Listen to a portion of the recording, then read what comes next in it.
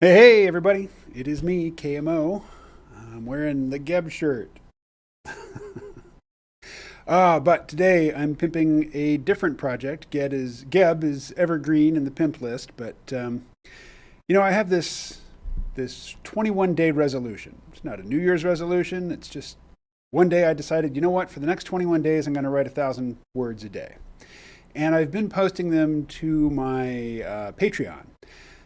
Sometimes behind the paywall, mostly just out in public where anybody can see. But I've also started posting them on a blog site called Publish. Now, Publish is spelled Publish 0x, but I'm told the 0x is silent. So it's publish0x.io.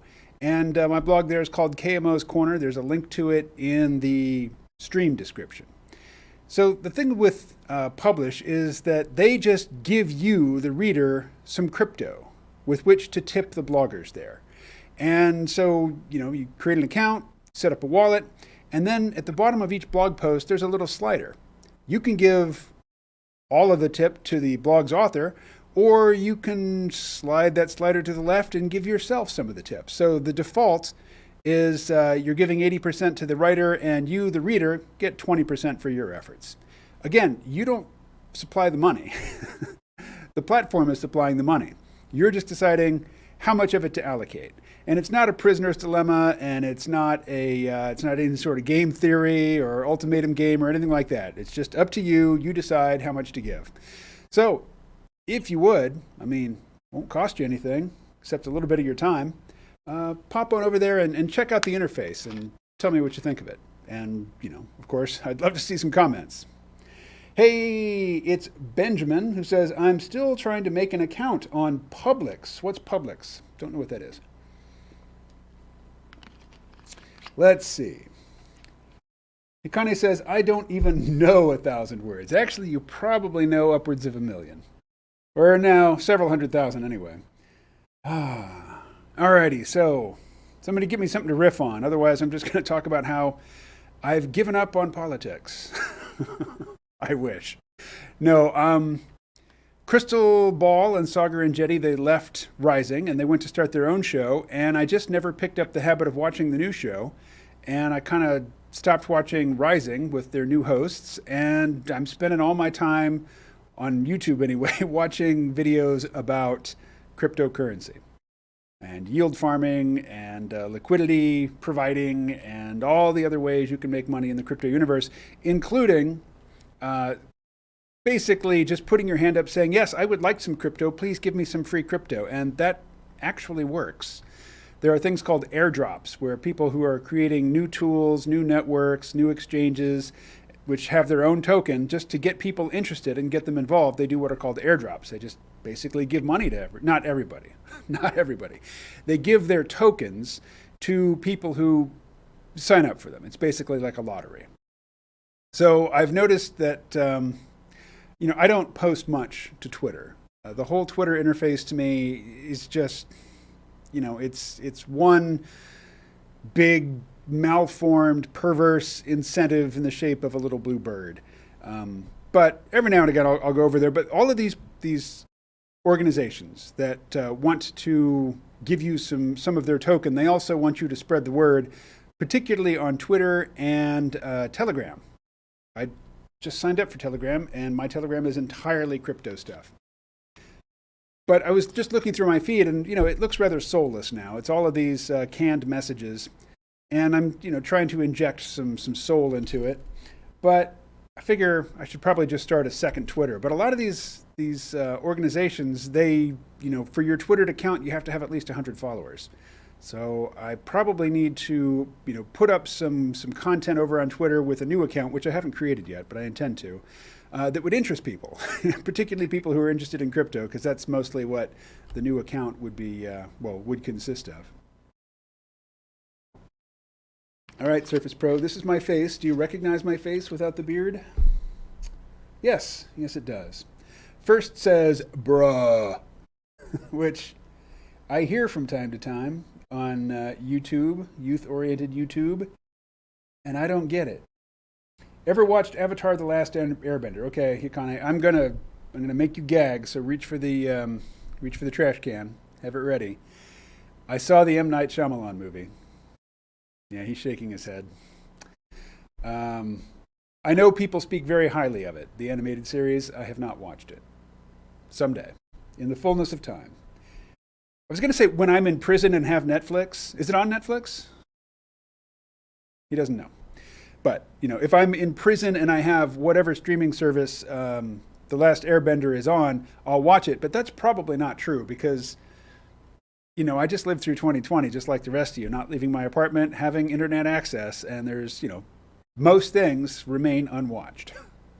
And I'm sure I'm not the only one who has this affliction, but I go to the various streaming services and I just scroll through the tiles of all the different things that maybe I could watch someday. And I'm doing this like it's a touchscreen, but really it's a remote control sort of action. And I end up spending half an hour just scrolling through, and then I don't pick any of it. And I'll just go and watch this week's episode of The Bad Batch for the second time. Or, whatever. Or if I'm feeling kind of weird, I'll go and watch Mad Max Fury Road again. Yeah, or even worse, the third Riddick film, which I bought on Amazon, and it's always there for me, and every now and again, I'll throw it on. I have no use for the Fast and the Furious movies, but I will rewatch Riddick just about any time. All right, whatever you were just talking about. Yes, Publish OX, pronounced publish. Yes, that is what I was talking about. And yeah, when you get into crypto, suddenly you will develop a flexibility around sort of clunky interfaces because they're, the guys, and I'm sure it's 99% guys working in the crypto field, everything they're working on and everything they care about is under the hood. The glossy user interface, they just don't have time for it. So it is clunky. All right, I got a question. Who's smarter? Benjamin, a.k.a. Benarubber, or me? Well, I'm going to pass on that question. There is no productive answer to that question. I was listening to the most recent episode of the Lex Friedman podcast today. The guest is Daniel, what is his last name? Every time I say it, it sounds like I'm making fun of somebody, like I'm intentionally Schmachtenberger, I think it is. But he brought up the idea that you as an individual are basically just the average of the 5 people with whom you spend the most time. Which is weird because I spend almost all my time alone. Colin's shaking his head because he spends most of his time with Alex, and they have fundamental disagreements, right, Colin? Yeah, he nods his head yes. All right, I think that's right. Daniel Schmachtenberger. Oh, I'll look it up. Lex Friedman. Looks like Friedman. Does anybody listen to that show? The episode with Vitalik Buterin, the founder of Ethereum. I found that fascinating. You know, I own some Ethereum, but I'm not an Ethereum cheerleader or junkie. I just realized that, you know, it's right up there with Bitcoin and being one of the big players, and you might as well own some. I'm very much, at least spiritually, very much on the same team as the Cardano boosters, because Cardano ADA is doing real stuff in the world already, and they're focusing on Africa for now, but also, you know, just in general, bringing financial services to people who previously just didn't have access to them, people who don't have bank accounts, but who probably have phones. All right, well, there's Lex. There's his podcast. So, most recent episode, Daniel Schmachtenberger. Yep, Schmachtenberger. You know, somebody at Ellis Island was not doing their job that day. That should definitely be Schmidt or, you know, Schmackburger or, I don't know, whatever. Maybe they immigrated more recently than that. Anyway, that conversation started out talking about UFOs. It would be difficult for me to be more ambivalent about that topic. I'm pretty unimpressed with the 3 videos that we're supposed to be impressed by. The Go Fast, Gimbal, and Tilt, is it? All, you know, these forward-looking infrared images. They're not very clear. The movements, you know, particularly on the gimbal one, where they're saying, wow, look at that, it's rotating. It's like, yeah, the clouds are rotating too. Like, clearly your camera, the orientation of your camera is changing. And yeah, it's on a gimbal and it's trying to correct, but you know, the movements, the jitter of the background coincides with the supposed turning of the object. I don't doubt that there is an object pictured in that image. I'll give it that much. Soul on social media, ? LOL, says Hikane. Yeah, well, of course there's MeWe. I was going to bring MeWe up on screen and show it to you, but I don't know my password. This machine over here knows my password, but you can't see what's on that machine. I mean, not that it's a secret, it's just technically it's not hooked up that way.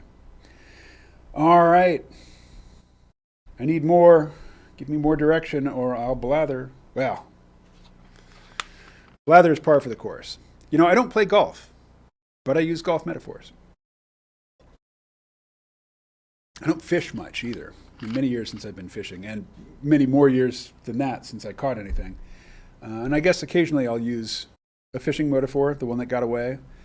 What other fishing metaphors are common?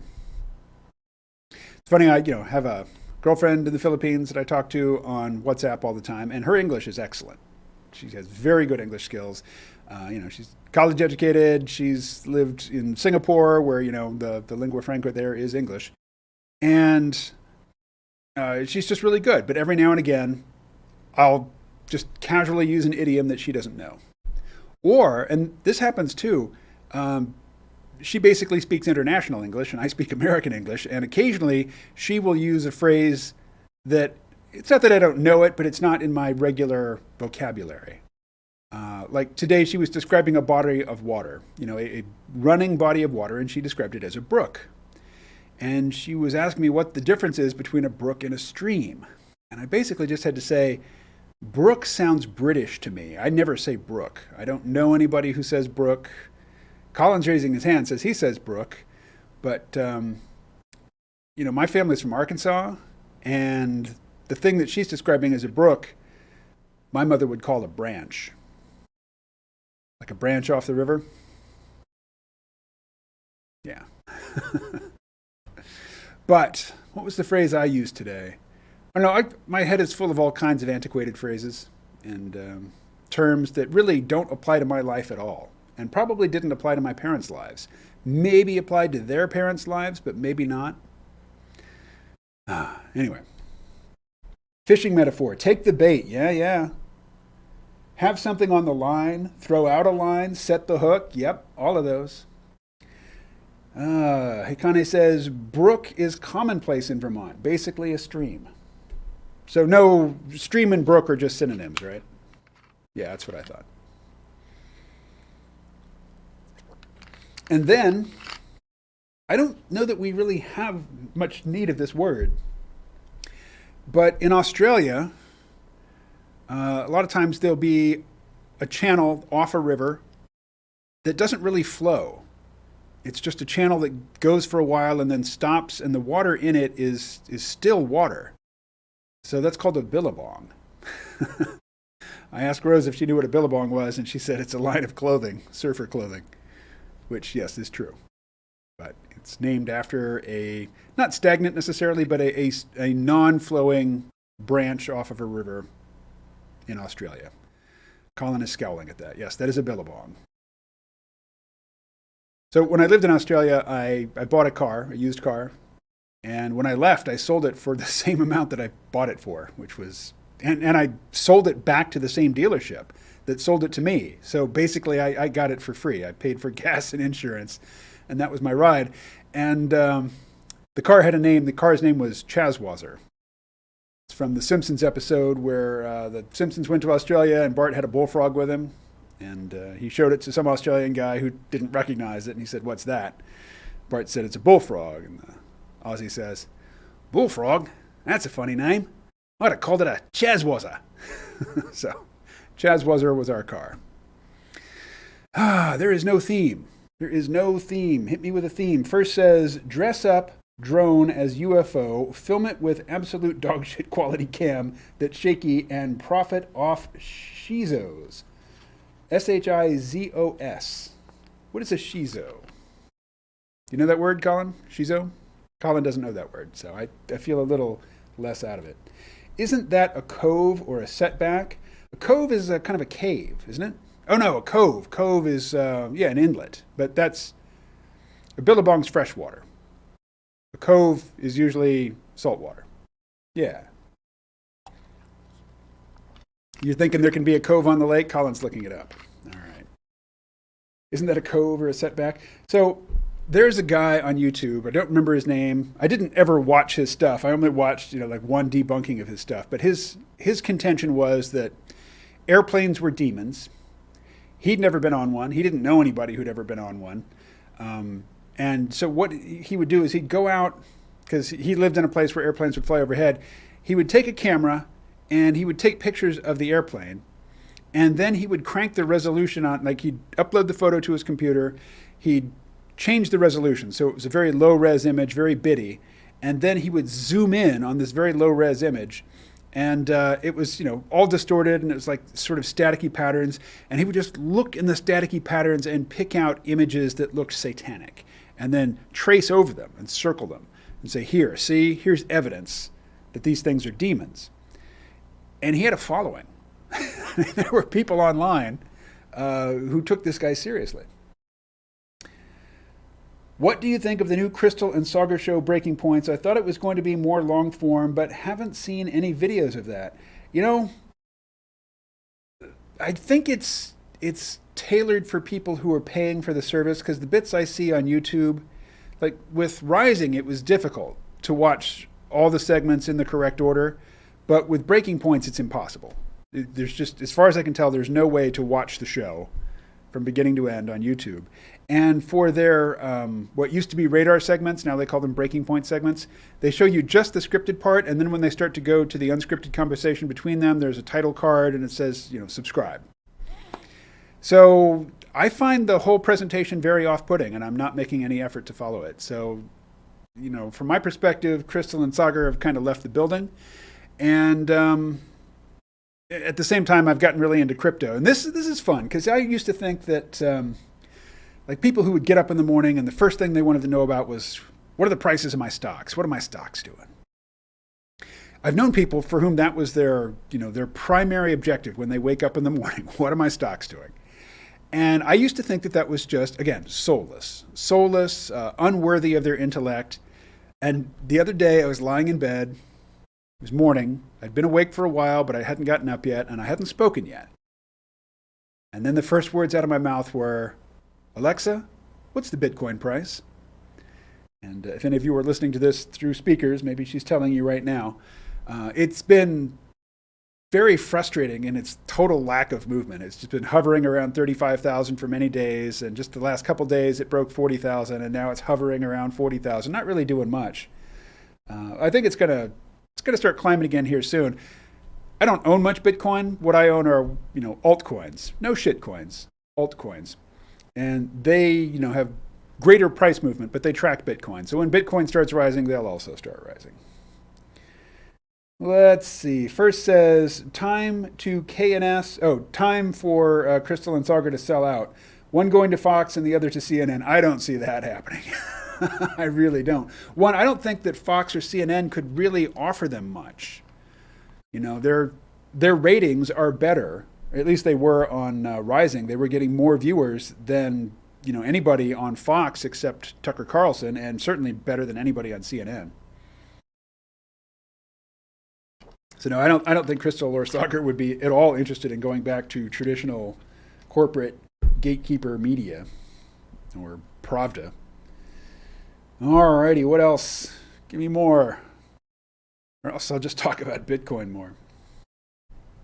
Which, I've been watching a lot of analysis.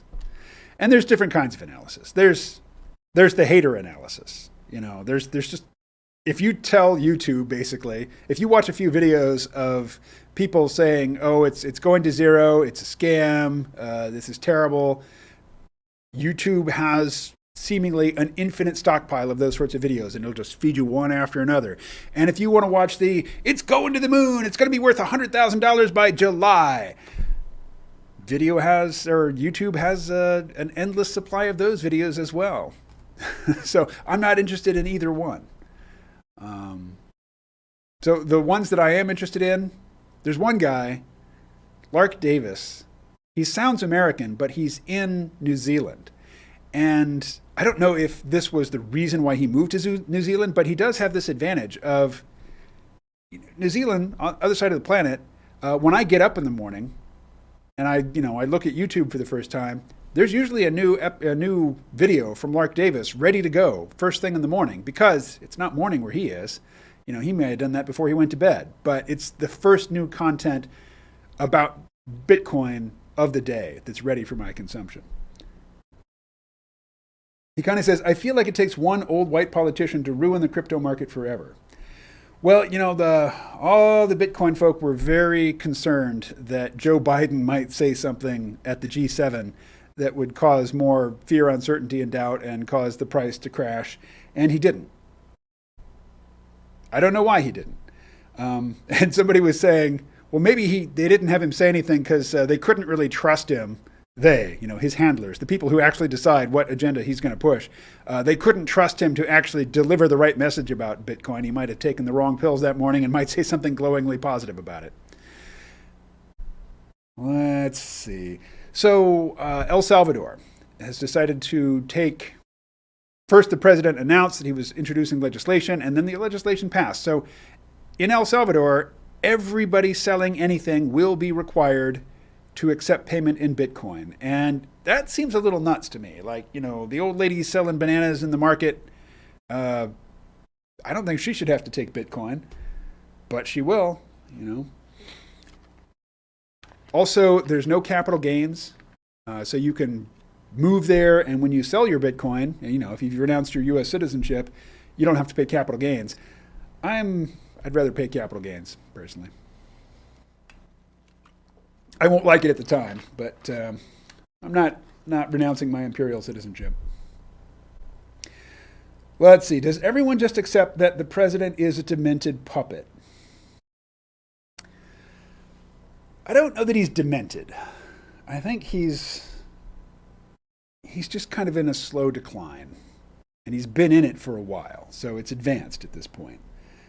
But dementia, I mean, I don't typically don't diagnose people at a distance, and I'm not qualified to diagnose somebody with dementia if they're face to face with me. But yeah, so I think everybody in the DNC, and particularly in Biden's inner circle, is regretting the Kamala Harris choice at this point. She is just. I did watch this. Sagar said this. I did see a Breaking Point segment where he was talking about her. And I wish I had his exact phraseology to hand, but it was something to the effect of, every time she opens her mouth, it's cringe, it's insincere, it's clearly calculated, but also inept. I mean, she could not pass for a human being, no matter how much advantage, how much slack you paid out to her. She's just not. Which, don't take that, and take it however you like. I'm not endorsing your interpretation, but I'm not going to try to force my interpretation on you. All right. What else? So I guess I'll go back to the story of the other morning. The first thing out of my mouth was, Alexa, what's the Bitcoin price? And I've got an app on my phone. It's got all the big coins, their current prices ready to go. And I've found that has taken up a lot of the mental space that used to be filled with politics. And the political stuff tweaked my anger, and the Bitcoin stuff does not. So my anger is being tweaked a lot less recently, and I like it. So, if you think politics is a noble struggle, even if it is a noble struggle, is it okay to just check out for a while because it's annoying? Because that's what I've done. But, the day-to-day minutia of who said what announcements came out, what policies have been admitted to or denied or whatever, there's a lot of noise there. To catch just the signal, it's okay to be, 5-10 years behind, reading books about what happened a decade ago or half a decade ago. I think you'll be better informed doing that than you will just glued to the headline news of the current moment, because it's mostly just filling dead air. I mean, it's just, with multiple 24-hour news channels, there's a lot of air to fill. And most of what they put on screen doesn't matter. Doesn't affect your life. It's not important that you know it. So find some authoritative sources and read up on the history. And it can be recent history. It can be ancient history. I mean, for real ancient history. And you'll probably be better informed and better equipped to deal with the frustrations of life than you will be if you just hang on what's absolutely current. Says the guy who wakes up in the morning and says, Alexa, what's the Bitcoin price? Alrighty. Put more in the chat, people. Unless, of course, you're over opening your publish xo.io wallet and getting ready to throw me some tips in. They offer Ethereum, iFarm, and what's the other one? I don't know. Another coin that I don't really follow, don't have much use for. I mean, certainly I have use for Ethereum. Hey, Colin, I've got something up on screen here. Throw that up. Ancillary Justice by Anne Leckie. This is a 2014 science fiction novel. I just listened to it over the past couple days on Audible. And it's your standard fare space opera. It involves a galactic empire which expands and takes over other planets, and their ships have artificial intelligence which not only run everything on ship, but they also have the ability to control people's bodies. So when this empire, the Rect, something, when they take over or when they annex a new planet, a lot of people just get taken captive and put into cold storage, and then brought out of cold storage much later, sometimes 1,000 years later, but a very long time later, and they're cognizant of their surroundings for a moment, but then the AI infiltrates their brain and takes over, and the AI it has 100 bodies or so that enact its will.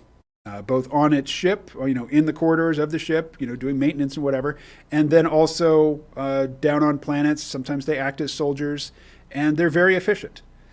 And over time, this empire decides to stop expanding and stop using these animated, like stolen bodies, which are called ancillaries. Or, as an American, I would say ancillary, but I just listened to the audiobook, and the narrator is British, so ancillary. And the main character is a former ancillary. It is she, I assuming it's she, is the lone survivor of the destruction of the ship, including the AI, the governing AI, and all the other ancillary bodies. It's just one ancillary that got away, but it's not human. It has the perspective of the ship, which is used to controlling all of these different bodies, and it's a revenge story. So the ancillary is seeking revenge against the evil emperor of this big, we'll call it an empire, which the emperor has thousands of bodies, and they communicate with each other, but not in real time. Like, they share memories, they share experiences, but not instantly. It sort of propagates out slowly through all of the different planets and locations where the emperor has her. I guess I'll say her. So here's why I'm being weird about gender here.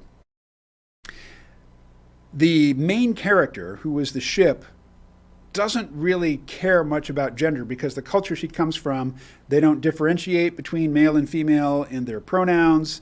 There aren't separate gender roles. There aren't separate modes of dress. And the AI never really bothered to learn how to tell male and female apart. And so she just calls everybody she. She defaults to all female pronouns. But she's interacting with people from different cultures who speak different languages, who do have gendered pronouns and gendered language. And sometimes, like in one instance, there's a character that we've known for several chapters, the narrator has been referring to as she this whole time, and then another character starts interacting with him and calls this character he. It's like, oh, that character's male? All right. So, but then the narrator continues to call this character she. Everybody's a she. And it messes with my mind. And I think that's the point. And, you could say that there's maybe some very gender specific and SJW style, propaganda at work under the surface. Maybe. But for me, it was just fun in that it set up this continual questioning in my head of, okay, so because of the she pronoun, I've just been picturing every character in the book as a woman, but I know that probably half of them are men, and I don't know which ones are male. And there's a couple characters that are in a romantic relationship, a sexual relationship, and even now I'm not sure what their genders were. But it is a revenge story, and it is a lot of fun. And it's the first book in a trilogy, so I think I'm going to go back tonight, and I'm going to write my 1,000 words, and thereafter I need to do some drawing, and I think I'm going to get the second book in the series and listen to that as I draw. First writes, and BlackRock is buying all the housing they can. Yeah.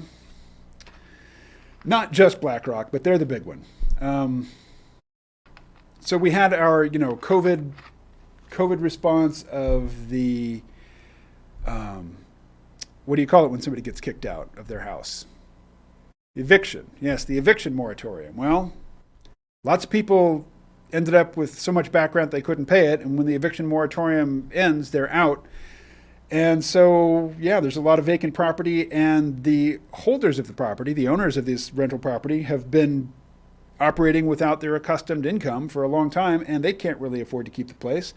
So, yeah, there's a lot of property for sale, and big corporate entities are buying it up. So, people talk about landlords, and me at 53, when I hear of a landlord, I think of a person who owns a few units, maybe a couple rental houses, but there's no particular distance between the human being who owns the property and the human beings who rent and live in the property. They probably see each other, they probably know each other's names, they recognize each other's faces, but that's increasingly the minority. More and more, it is these enormous corporate entities that own thousands of units, tens of thousands of units, and they govern by AI. They govern algorithmically, and there's no personal connection. And because there's no human connection, there's no incentive to treat human beings as human beings. And yeah, we're getting these enormous corporate entities which are buying up everything, including, I can imagine a situation, and I'll just delve into science fiction territory, where everybody has had to sell everything, but they're like, you've sold all your clothes. You don't own any clothes, but you're still in physical possession of them. So you can put them on and wear them. But every now and again, you might get an email saying, we've sold, your green pair of underwear to this person over in Ohio. So we need you to go to the post office and, here's the label. Send your underwear to this person in Ohio. And, gradually over time, your wardrobe just kind of disappears and you end up, with one pair of clothes, basically. And maybe there's some law or maybe unofficial policy that says, hey, you can't take somebody's last pair of underwear. You can't take somebody's last pair of socks, but they can have just one set of clothes. A lot of people in the world today live on two sets of clothes. All right. Hikani says, do you think Star Wars Order 66 is a reference to FDR's Executive Order 9066? I have no idea. I have no idea.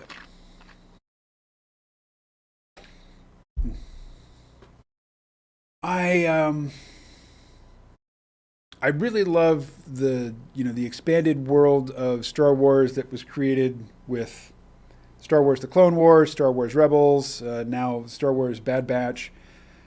But the whole chip in the brain, required for the clones to execute Order 66, to follow it, that wasn't always the case. Like there were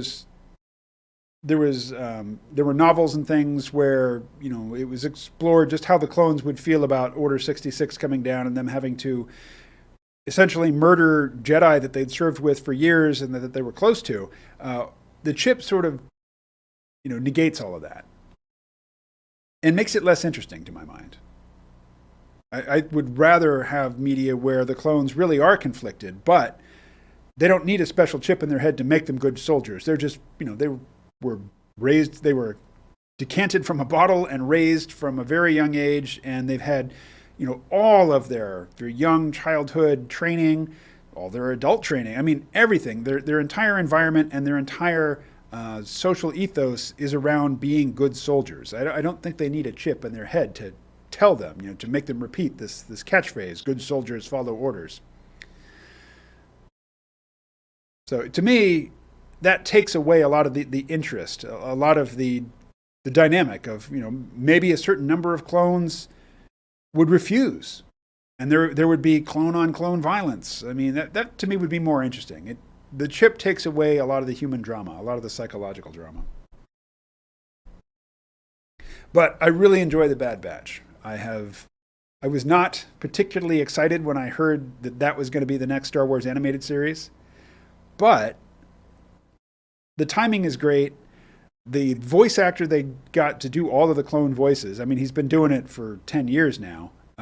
What's his name? It's one of those three-name things. Something D. Let's see. We'll find out. But anyway, he's playing multiple roles, as he always does, and he's great. I just typed in voice of the clones. D. Bradley Baker is his name, and he's great. And the normal clones are called regs, but these the Bad Batch, they're all sort of mutant defective clones, but with special abilities. And their voices are they're much more different from one another than the regular clones are different from one another. But D. Bradley Baker has always been great at playing, like, there were episodes where it was mostly focused on the clones, like the Umbara series, where you've got 5 or 6 different main characters who are all identical clones of one another. They all have the same vocal texture. They all have the same voice basically, but he was able to infuse each one with a recognizable, distinguishable personality, which that's acting. So I really like that he's continuing to get work. I like the fact that it picks up, basically in the end of Revenge of the Sith. It picks up with Order 66. And so we're getting to see what happened immediately after, the end of the prequel trilogy. And of course, what excites me the most is that clearly Ahsoka Tano is going to play a big role in this series. So very happy about that. Nothing in the chat for a long time. Alrighty.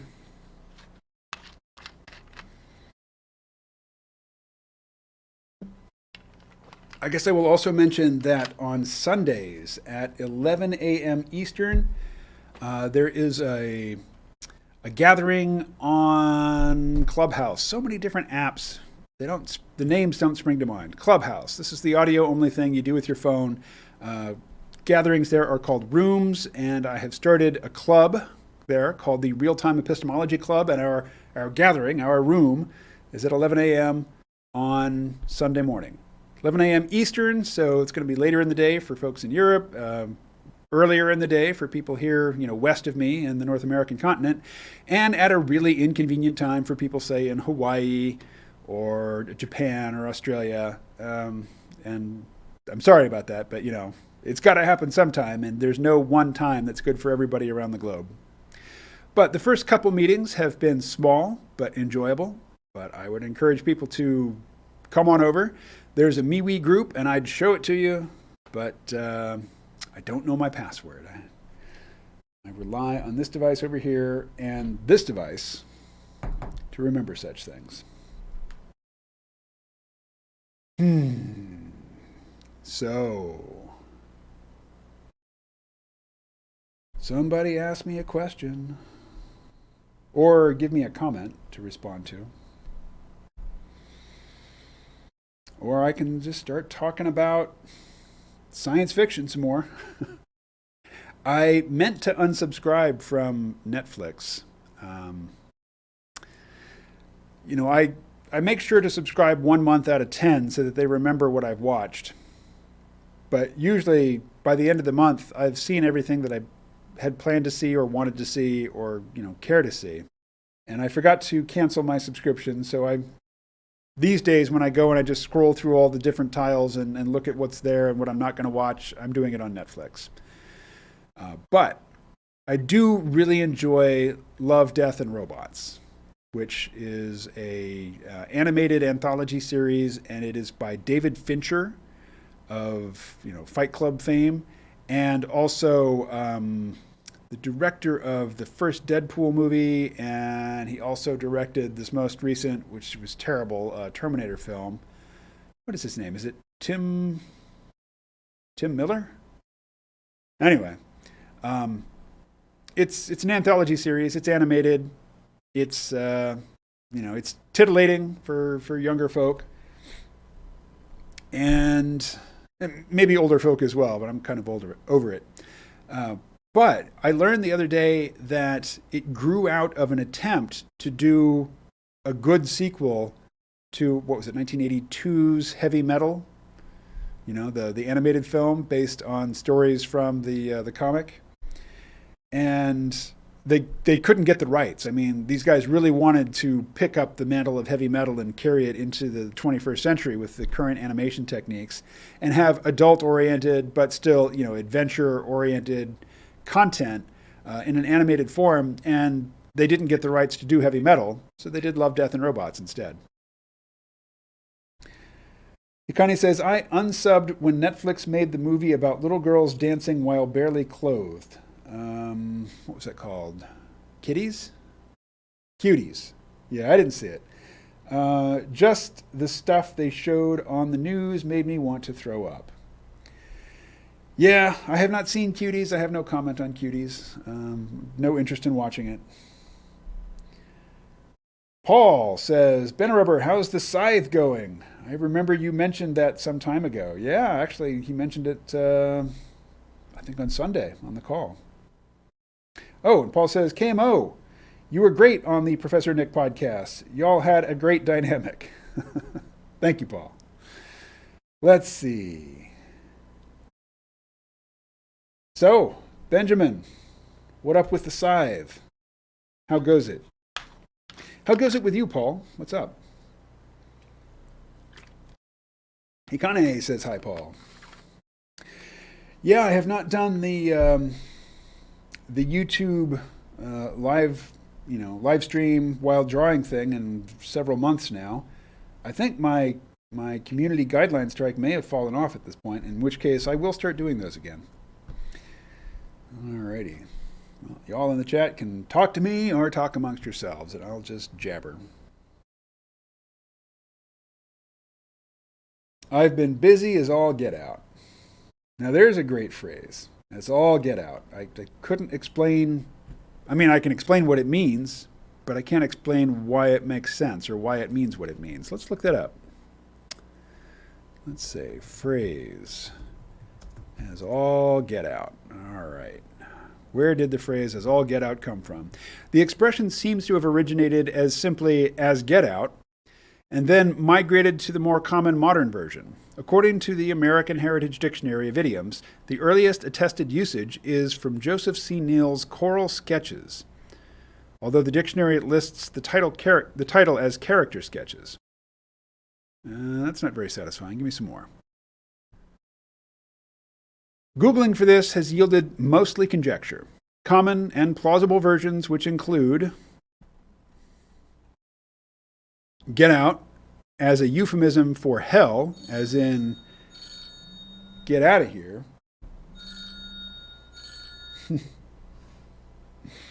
It's actually a C-Realm listener that I've had some communication with calling me on the phone. I'll let him know that he called during the live stream. Let's see. The expression seems to have originated simply as get out, and then okay, and that's the part that I just read. And this page is very annoying. It keeps scrolling around on me. So let's back out and look at another one. Where does the phrase "as all get out" come from? The parentheses around all is there because as early as 1869, the phrase as get out was used in the way as all get out is used now. The first appearance of all in the phrase is, according to the OED, in Mark Twain's Huckleberry Finn. But as for origin, the Oxford English Dictionary is not much help. It's obviously connected somehow to get out as leave or escape.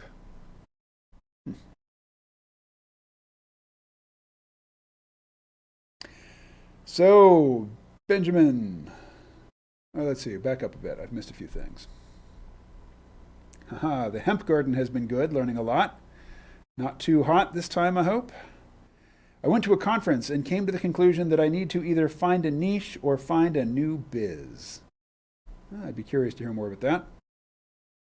Ben Rubber says of the scythe, got a gnarly callus from my antique store scythe. Still waiting for my scythe I ordered from Maine's Scythe Supply. I see. So you're still waiting on your modern scythe. Paul says, also I had a bunch of baby chicks that are finally grown enough to not take all my other free time. Huh. Are baby chicks, do they require a lot of attention? I've kept them in the past, but you know, my mother used to bring baby chicks home from her mother's place because her mother was a farmer, and she'd bring them back to our suburban home every Easter. So we'd have baby chicks at Easter. And then they grow up. They grow up very quickly. You know, their little cute fuzzy stage is only a couple days. And then they would just, you know, be house chickens that lived, you know, like in the bathroom at night in a box. And then we'd put them out in the backyard during the day. And neighborhood dogs would come by and kill them. It was an ongoing tragedy. But, you know, when I was a kid, I wanted to pay attention to the chicks all the time. And then later, I would have chicks in the house, and I had kids, and they wanted to pay attention to the chicks. But I don't ever recall them being all that demanding of attention. Paul says, at Benarubber, I bought one from them. I keep ripping the blade and having to mend it. Oh, bummer. Get a chainsaw file to fix the blade when it breaks before peening. That's some lingo there. That is some specialized language around scything. I've held a scythe. I've never actually tried to use one. Hmm. Alrighty. Well, we got about 5 minutes left. It's probably time for me to find a theme or a thread for this whole thing. There isn't one. This has been a grab bag. Oh, this is my chin. I was trimming the beard earlier today, and I was, trying to get away from the sort of like the mustache ends that start right there. Yes, and it just kept getting narrower and narrower, and then I just thought, what the heck? Shaved it all off. I'll grow it back. Yeah. All right. The scythe and blades are great, but my land is full of rocks and stumps. I need a brush blade. And River says, I'm excited for all the purple corn and potatoes that's planted. Did 3 sisters. Yeah, peening will be a neat thing to learn. Okay, I got to look it up now. What is peening? Colin, do you know what peening is? You're more of a chainsaw guy than a scythe guy, right? No, not even that? What's that? You don't go outside. Shot peening services. Peening. All right. Let's see. Peening definition.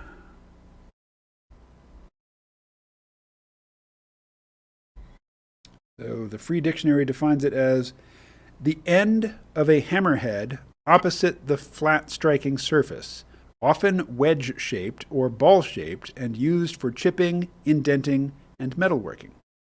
To hammer, bend, or shape with a peen. Tools. The end of a hammerhead opposite the striking face, often rounded or wedge-shaped. To strike with the peen of a hammer. Oh, as in like a ball peen hammer. Gotcha.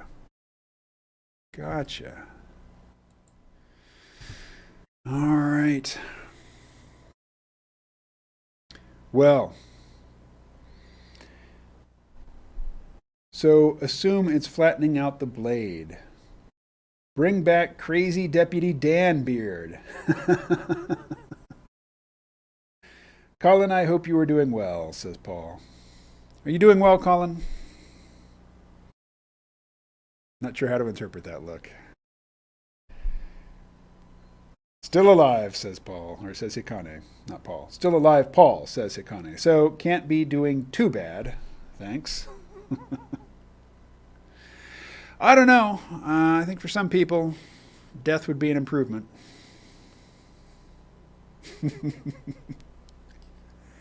I don't think that's true for you, Colin. Alrighty. Folks, I think we're going to wrap it up here. A big 2 minutes early. Scything is you sharpen your blade every 5 to 10 minutes so you can catch your breath. Then using the hammer every once in a while to peen with extra ease. Peen. All right. Well, I'm out. I'm done. Catch y'all later.